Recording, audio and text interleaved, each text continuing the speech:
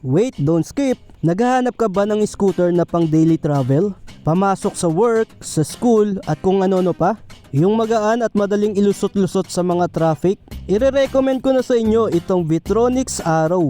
Isa itong e-bike scooter na perfect sa daily travel. Magaan lang ito kaya madaling matutunang imaneho ng mga magsisimula pa lang sa pagmamaneho.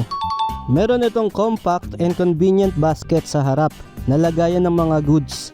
Enhanced comfort front shock absorber with reflectors na nga rin yan.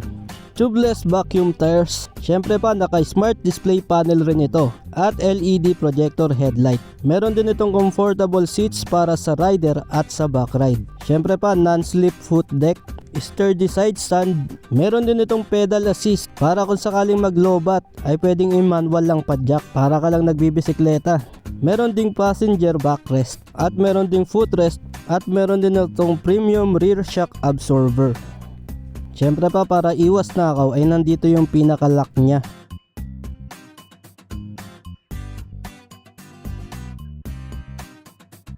Perfect na perfect pang service sa trabaho o sa school. At dahil electric bike ito ay literal na makakatipid sa gasolina. Meron itong 48 volts, 12 amperes, 350 watts motor, 6 inches tubeless tires, front and rear brake, at sa charging time na 5 to 6 hours ay tumatagal ng 20 to 25 km range.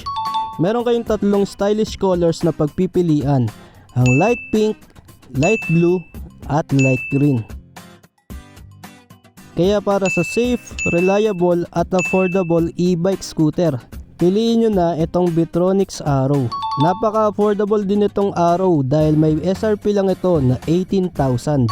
Kaya naman sa mga interested, pumunta na kayo sa mga Vitronix branches and dealers nationwide. Please like and share this video kung nagustuhan nyo itong Vitronix Arrow.